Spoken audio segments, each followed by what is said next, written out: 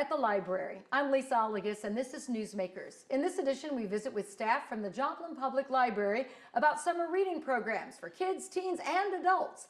Plus, we learn about special collections that offer even more than books. We begin our conversation with Youth Services Librarian Christina Madikel-Gibson.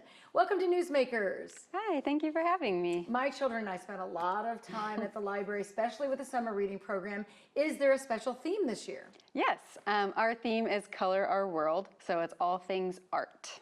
Excellent. So what is the age range for the children's program? Because we know there's children and teens. Yes, so children's is birth through 12, and then teen is, 12 and up. Okay. So what kinds of books would you say that can kids read that are part of the program? And you kind of have like a little sheet that they get all kinds of guides of things to do. Yes, I brought a show and tell. Yes, so we have a reading challenge, and everybody they track the amount of reading that they do, and then we've got a list of either literacy or art-focused activities that they can do as well, and then they can earn prizes. And as far as what books they can read, really that's, of course, up to the individual, the families, but we want to reward you for whatever way you're engaging with books. For some people, that's audiobooks, graphic novels, comic books, ebooks, physical books. Yeah. Why is it important to sometimes expose kids to both fiction and nonfiction books? Fiction, because it expands your world. It opens up whole new worlds for you. You can learn more about things and people and experiences. And then with nonfiction, gaining background knowledge, also learning about the world. Just a lot of fun. So you do allow audiobooks too? Yes. And are there still rewards? There's rewards along the way. What's that like? Yes, so when you finish a level, which each age group has a certain amount of hours that they have to read, and then you complete your list of activities, you win a free book, and then we usually give you some stickers, a little toy, some other fun things, and then you can do that again for the same set of prizes, different book though. And then with each time that you finish, you get entries towards a grand prize drawing of your choice, and we draw those at the end of the summer. I know you do have a long list of activities that include reading for kids to check off, the reading challenges, but there are also other activities. Yes. Why is it important to incorporate things like going to an arts and crafts class? Yeah, we want to, a lot of times we'll incorporate elements of the summer reading theme. So with it being art this year, we want to introduce them to art in our community, to learn some artistic skills, maybe to kind of work on those things, and just kind of, get outside, engage with other people. So much of learning happens through collaboration and socialization and hands-on learning. And so we want to encourage those elements as well. Do you think it helps get kids familiar with the library, makes them want to come there for all kinds of reasons then? Yeah, for sure. We want the library, of course, we're encouraging literacy and reading, but we want it to be fun. We want you to think of the library as a destination, somewhere you can go and meet friends, spend time with your family, find good books, of course, play, and just have it be kind of a central part of their lives. You can even listen to stories being read, and I mean, how can that also be good for children, not just to be trying to read this simple storybooks if they're not a reader yet? Yeah, for sure. So when we say that you need to read a certain amount of time, we, especially with the younger kids, emphasize reading aloud. Before you're a reader, that's how you're learning. That's how you learn how books work. That's how you learn the way that text goes across the page. That's how you're getting your hands on a book and engaging with stories before you can do it yourself. And also, it's a way for family members to bond. Parents and caregivers are a child's most important and first teacher. And so we want to encourage those interactions to grow readers from early on. Is there a certain length of time that's recommended when it comes to reading for certain age groups? We encourage 15 minutes a day. It's not, we're not asking you to put your whole life on hold. We're not asking you when you're busy to carve out a giant chunk of time of your day, but it's still something, if you're doing 15 minutes a day, you're making it part of your routine, it becomes something that's important. Oh, I know, bedtime reading. I mean, my kids would usually say more than one book. Yes. So it ended up going on even longer than 15 minutes Yes, sometimes. yeah. What kind of feedback do you get from the kids and parents about the summer reading program? What do they like about it? Yeah, people are always very excited. Usually as the school year starts to wrap up, we have families coming in asking when it's going to start. I think it, as I said, makes learning fun, makes literacy fun. It is something to do in the summer, a way to keep learning in a way that feels exciting and dynamic. And it's not really homework. You're reading at your own pace, so it makes reading maybe more fun. Yes, exactly. Yeah, we're not requiring it, but we will give you prizes if you want to read. Motivation. Yes. So when does the actual summer reading program start? It starts on May 27th, so it's the day after Memorial Day. And then it runs through. Yeah, it's an 8-week program, so it runs through July 20th. So I did notice something different when I visited the Children's Library recently, and it was grouping books by subject. So let's talk about that, because that might throw some parents who are like, wait, things are different than they used to be. Yeah. Well, how does that help when kids are looking for books? Yeah, so a lot of times what we've seen is when kids come into the library, unless it's a very famous author, like Dr. Seuss, for example, they're coming in, they're looking for cat books, they're looking for dinosaur books, they're looking for monster books. And so this really encourages browsing. We want the kids to feel ownership over their children's department and to feel like they know how to find things when they come. And they find something that they like. Yes. But if a parent does have a certain author that they like, I mean, we used to love Mo Willems. Oh, yes. Great books. So how would you then, would they go back to the traditional search? Yes, yeah, we have our, our catalog computers, and then our library staff are always very happy to help. Yeah. So where do they pick up that challenge sheet? They can pick these up online or in person. They can come to the library. We'd love to see them. We also have a digital alternative. There's an app and a website called Beanstack. Wow. So you can do the reading challenge entirely online if you'd like. Oh, nice. So if you're busy or you're going on vacation, and then you can just come to the library to pick up your prizes. Excellent. And then usually there's an end of the year celebration. Yes. Am I right? So when's that scheduled for? Yes, it'll be Saturday, July 19th, so the day before the ending celebration.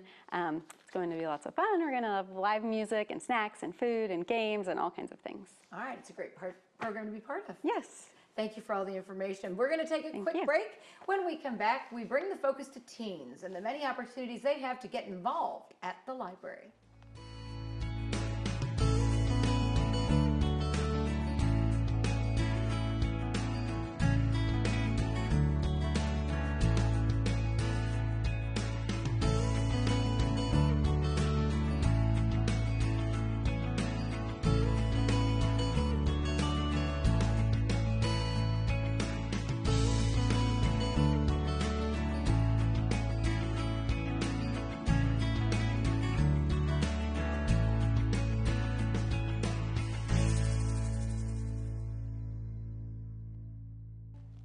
Welcome back to Newsmakers, where we are learning about what the Joplin Public Library has to entertain and educate kids, teens, and even adults this summer. Joining our conversation now is the Youth Services and Teen Programming Assistant, Kelsey Phipps. Thanks for being here. Thank you for having me. So as kids grow older, their interests can change when it comes to books and activities. The library offers quite a variety of options to meet those interests. And you don't try to exactly guess, you have a teen advisory board or advisory council. Tell us about that and its mission and how teens can be part of it. Absolutely. This is one of my favorite things that we offer for teens at the library. We really want to cultivate a space that is engaging and impactful for area teens. And I know it might be the library's least excited demographic, but we're working really hard to change that and to offer them things that are meaningful and engaging for them. And our Teen Advisory Council, self-named the Next Gen Library Council, is doing just that. They work with us to plan programming. We do volunteer things together, and they're able to give input about just the department in general, what they want to see out of their library. That's awesome. I know my son took part in the advisory council. It gave him insight into even aspects of leadership or teamwork. So how do you think the board can be good for a teen to just be part of that group where they're empowered to make decisions? I think that it can be really impactful and encouraging to feel like you have a space where your voice is heard and where your ideas people are excited about them and you can contribute to that. And then to get to see the results as well, to get to engage with the programs and the things that we bring to the department together. I think it can be great for building skills with leadership and teamwork, like you said, and just give the kids a chance to feel special and to feel like they've done something that impacts their community as well. We talk a lot about that it's not just you that you positively impact, it's your whole community. And I think that's important for kids as they go out and become, adult members of our communities. For sure. We had one of our professors did a session with you guys about media with the teens. How does the advisory board influence the summer programming as well? And what kind of activities are you planning? Absolutely. So they have a big hand in our programming. This is programming for teens, so we want to hear from them. And especially, I'm really wanting to encourage non-readers or maybe teens who wouldn't consider themselves a strong reader or a reader as a hobby to want to be involved and to see that we have things for you too. And program planning can be a great way to do that. We have lots of different areas we can cover with programming topics and activities that we do and events that we host. And they do a great job. They have helped us plan so many things this past year. And then we've also talked a lot about summer. We have a really great lineup for events this summer for teens that they've helped us give an input on what kind of art they're interested in, since summer reading is art themed. So tell us about the events they're planning. Yeah, we have a lot of things. So we're kicking off our summer reading events with a tiny desk concert, our tiny library desk. NPR is the genius behind the actual tiny desk, and we're going to take that and bring it to the library. We have a great local teen musician, Keegan Wood, who's a junior at Joplin High School. He's going to come play the concert for us to get some music art in there. And then we have lots of other things. We have food art. We're going to do a sushi making class. Registration starts on June 1st for that. We have all sorts of different programming. We have an escape room with Missouri Department of Conservation. They're going to come and host that with us, and we'll have registration available for that as well. We're doing a glass mosaic art workshop. We're doing digital art, fiber art, and then another one of the big programs that I'm excited about came from a teen suggestion for a local art career fair. And the point of this is to just be able to expose teens to what careers and education look like in the arts. We have Spiva, Connect to Culture coming. We have Carter College's theater department will be joining us. We have a lot of local artists, photographers, painters, cake decorators, and we're still looking for more. So if there are local artists who are interested in providing this opportunity to area teens, we would love to hear from them. And then we are very excited, to present this and be able to educate them on what a career in the arts looks there like. are people who make jewelry at Empire Absolutely. Market, and we even have students who are in art who might want to find that career path, so it would be a good kind of exchange. Yeah.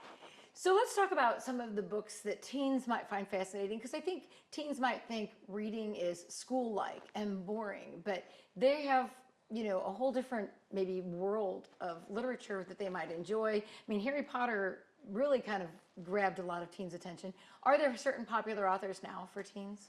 Absolutely. I think that we have a really good collection in our teen department. That kind of like fantasy and sci-fi has not gone away. Lots of popularity there. So what else do you see as being on the table for the summer reading program for the teens? What are some of your focuses? Do you have activities planned?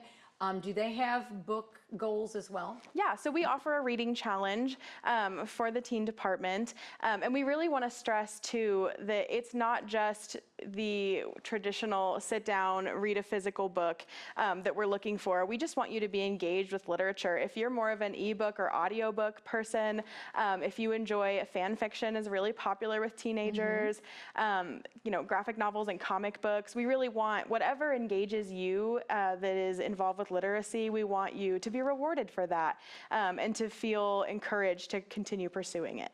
How can the library be a place for some of these kids who might feel like, okay, I'm not into sports? How is this a place where they might fit in?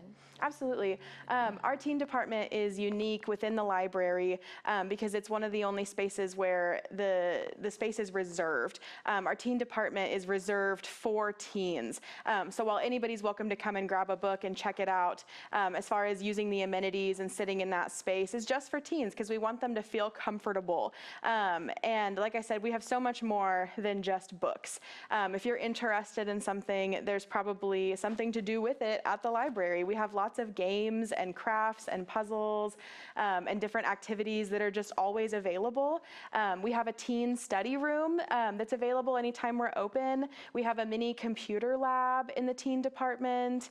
We're just working really hard to meet those needs and interests for them. Yeah, I mean, and it's nice for them to have maybe just their own space. Yes, absolutely. Just not necessarily hanging out with a little sister or little brother. Or Yeah, mom and it's dad. important to teenagers to have, I think, that space for themselves. We're separate from the children's department and kind of over tucked away in the corner of adult to give them that independence and maturity that's important to them. Yeah. We're going to be talking about special collections, but I know you also have like movies and music. And how do teens take advantage of all those things to take out? Absolutely. Our general collection has lots of different movie and music options, and we have lots of digital collections as well that are available to anybody with a card, lots of opportunities for streaming and to engage with more than just books. Yeah. So when is the next General Library Council that you have with the group? So I'm actually recruiting right now. We have lots of seniors that we're sadly saying goodbye to over the summer. So applications are open until July 1st. To be on the council. You can stop by the library to pick one of those up. And then we'll start off at the very end of July 31st. We'll have all of our new members notified and we'll welcome them.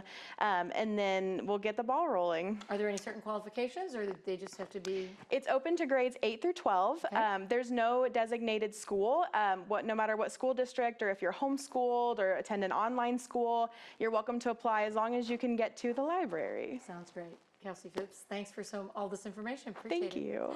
We're going to take another short break, and when we come back, we check out some of the amazing things you can take home from the library beyond books.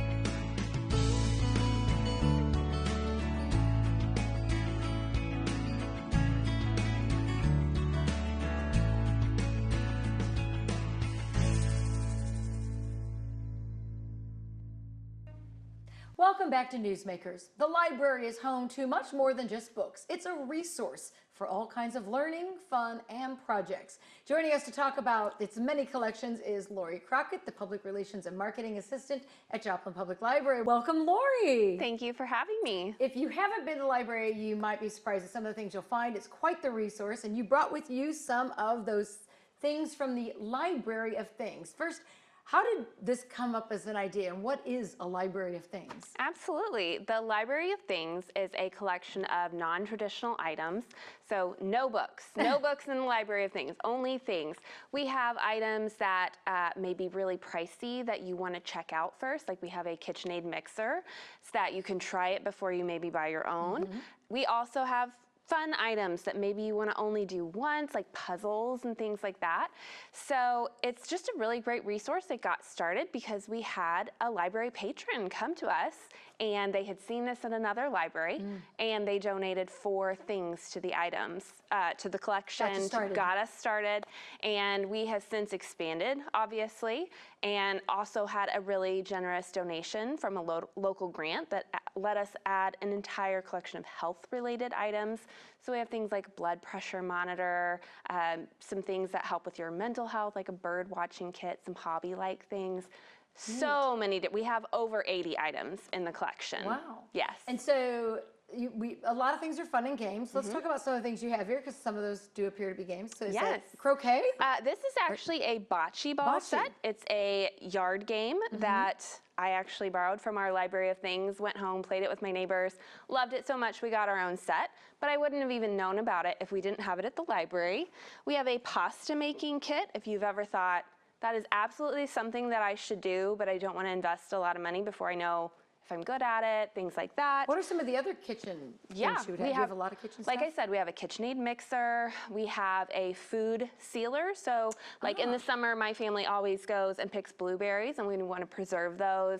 We have a dehydrator. We have a Vitamix, which was one of those higher dollar items that, Yeah. you know, you look at it and it's like, would I use it enough to justify that price? So those are some of the fun So how things. long can you check out a Library of Things thing? Yes, you can check them out for 1 week. Okay. And then if there's no hold on it, it will renew again for another week. So, and you can check up to 2 Library of Things items at a time. All right, so let's talk about some of the other things you have. Looks like a Nintendo Switch. A Nintendo Switch, this was a really popular item that we added, and it has some games that come with it and some of the free games as well. We just have so many great things that you wouldn't even think of. Like, for example, we have a carpet cleaner, a commercial carpet cleaner. So that costs a ton of money to rent, a lot of space to store, but it is super effective. It was so popular, we have 2 of them now. And we don't really have to worry about storing it because it's so popular, it's always checked out. Yeah. So yeah, you can see all of these things with our website, Joplin Public Library /Library of Things. We also have some items for children and teen, like they have some STEM kits and games that are specifically geared towards those people. And yeah, it's just a great thing to check out. I mean, a lot of times if you have parents as teachers, they give you some of those things that are, you know, developmental growth things. And those are probably great things to try at your Library of Things. Yes, with working we with do the little have some kids. of those items, especially in the children's area and the children's section. And something I did want to mention is, so this is one of those things, obviously, you want to check out. You want to be able to take it home with you. Most of the things in our library you can actually engage in there at the library. If you don't have a library card, you can come, you can do any of the programs. You can even sit there and read a book and stuff. But we're not going to encourage you necessarily to make pasta at the library. So you need to take the kits home. Yeah. And for summer reading, we actually offer free library cards for anyone. So you do not have to be a resident of Joplin, which is our normal requirement. So for the entirety of summer reading, you can get a library card for free, and you can not only check out books, but you can check out any of the Library of Things items. And we wanted to note that students who go to the university can qualify for a library card, even not beyond summer. Yes, beyond summer. So if they live here on campus, we're within Joplin city limits. And so even if this is not their permanent address, we do make an exception for those college students so they can take advantage of the library year round. That's awesome. You mentioned a lot of like cleaning tools. Are there other tools as well? We do. We actually have a household toolkit that has things like hammer, screwdriver, that type of thing. We have a drill that has been extremely popular. It is our most not returned item to the Library of Things, so we've replaced that a few times. Things like we have a hot glue gun and what is it called? Like a heat gun, which are separate things. We had to learn that when we were looking at it. So yeah, we have tools and things like that, cleaning items, games, tools, a digital camera. So if you're curious about getting into digital photography, you can check out something like that. The metal detector has been really popular. Yeah, so we have so many fun things. A little bit of everything. A little bit of everything. So these are all things you can check out. You also, though, have some special collections at the library, which are great. And you also have like an area that is very hands-on crafts. You want to tell me you have new 3D printers, because I know we've talked about it before. But yes, that's our maker space, which is a lovely little section of the library for all things tinkering. And you are correct. We have 2 new 3D printers. They were donated by our friends of the Joplin Public Library. And these are awesome because they are a huge upgrade from what we had in the past, because those were getting older. These are more accurate, so we have less waste going on. And also you can print in multiple colors. That's awesome. What else is in the makerspace? Oh, so many wonderful things. Like I said, it's a lot of tinkering. So we have things and crafting. So we have not only the 3D printer, but we also have a sewing machine. We have a Cricut. we have some different things, different crafting items, button maker, things like that. And we have a laser engraver. So if you want to bring something in and get it engraved and stuff like that. Something that I think is really amazing that we have to offer is a digital conversion. So if you have the old slides or the old VHS tapes of those family videos and things like that, you can bring them in and you can digitize them. We have computers that have the whole creative suite and various other wonderful creative things. And what I think is most important is we have our Makerspace assistant, Jen, who will actually be coming back after her own little creation. She was on maternity leave, but she's a wealth of knowledge. So if you are intimidated and you're like, well, I would don't know how to use it. I don't know how to use this, she can help set you up. She just knows so many things. She probably gets tired of me asking so many questions, but she's a huge resource. That's awesome. And the idea, like you said, of try before you buy, I mean, in the Makerspace or in the library things. That's a really wonderful thing to have before you invest a lot of money and go, I really can't master this, or I don't know how to do and it. who really necessarily wants to invest money in a laser engraver for personal projects? And the Makerspace, since it's all there, you don't have to have a library card to come in and use it, which is amazing. Just gives of your time. Yes. So if someone wanted to make donations to the library things, how do they go about doing that? Yeah, absolutely. They can contact us at the library. We will go through, just like with our normal collection, we look and we see, does this fit within the collection? Is there a need for this? How many pieces does it have? Can we keep track of those things? But we have had several things donated. Actually, we just had a sewing machine donated specifically to the Library of Things. I have donated a couple of my family's favorite games to the Library of Things, things that I think everyone needs to play. So, of course, we're always welcoming donations. Or, like I said, we had a whole health and wellness category added because of a generous donation. So if you don't know what to donate, but you're like, I love this idea, you can, of course, always donate money. And you can check all these things out on the library website, or look at them. Yes. Check out and see what you want to check out. Yes. So what is the library website for folks who might need to get there? Yes, it's joplinpubliclibrary.org. And from there, you can go, you can check your account, you can put things on hold, which I love because our staff will go and they will get the things for you, collect them, bring them to one designated spot. So if you're in a hurry, you're in and out very quickly. If you have mobility issues, actually, you can arrange for them to come and bring them to your car. Awesome. If you can't get there during our open hours, we have 24/7 hour lockers, so they can go ahead and check it out, and you can get there from, you can. Wow. We just try as hard as we can to make it possible for everyone in the community to use the library. Accessible. That sounds great. And free summer reading. Summer reading cards. Yes. So you get your library card for free this summer. Take advantage. Yes. All right. Thank you so much for Absolutely. all this information. That wraps up this edition of Newsmakers. We hope you take advantage of the resources available at your public library. Thanks for watching Newsmakers, and thanks to our guest.